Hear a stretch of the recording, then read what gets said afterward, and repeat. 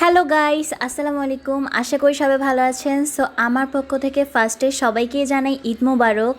তো আজকে হচ্ছে ঈদের সকালে, আর এটা হচ্ছে কোরবানি ঈদ, যেটা আমরা সবাই জানি। বিশেষ করে এই পরিস্থিতিতে এত বেশি খারাপ লাগে, কি বলবো, আমি কি আর বলবো। এখানে হচ্ছে গরু জবাই করা হয়, আর যেটা হচ্ছে সবচেয়ে এত কষ্টের হয়, কি বলবো বা বুঝাইতে পারবো না। সো যাই হোক, এখন হচ্ছে ঈদের সকালের দিন, যেখানে সবাই মিলে গরু জবাই করা হবে। আর গরু জবাই করার পরে আমি এখানে সবার অনুভূতি জিজ্ঞেস করছি। ভাইয়া, এই বছরে কোরবানি দিয়ে আপনার অনুভূতি কি? খুব ভালো, আল্লাহর রাস্তায় কোরবানি, আলহামদুলিল্লাহ।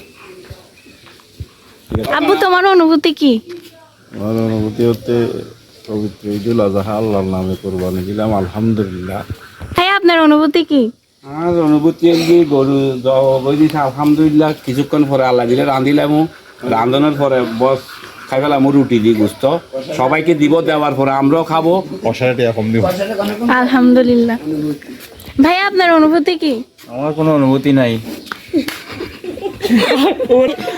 অনুভূতি কাজ করেন না।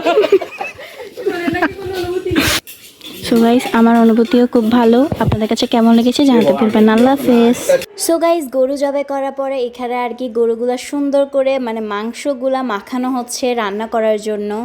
আর সব কিছুই আমি মোটামুটি আপনাদের সাথে শেয়ার করার ট্রাই করেছি।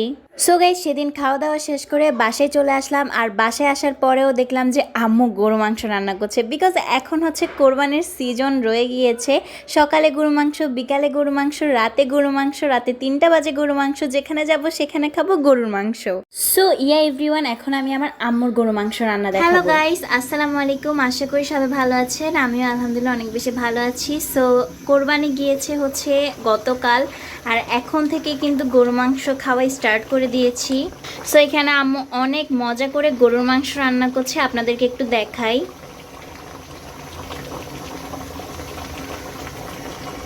সো গাইস, দেখতে পাচ্ছেন এত সুন্দর একটা ঘ্রাণ বের হচ্ছে যে কি বলবো আমি।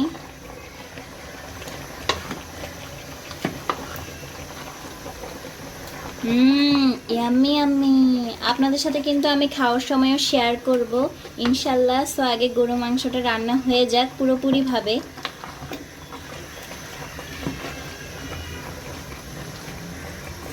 সো গাইস, দেখতে পাচ্ছেন আমরা কিন্তু গ্রাম থেকে চলে এসেছি, আর ওয়েদারটা একদম এত গরম যে কি বলবো।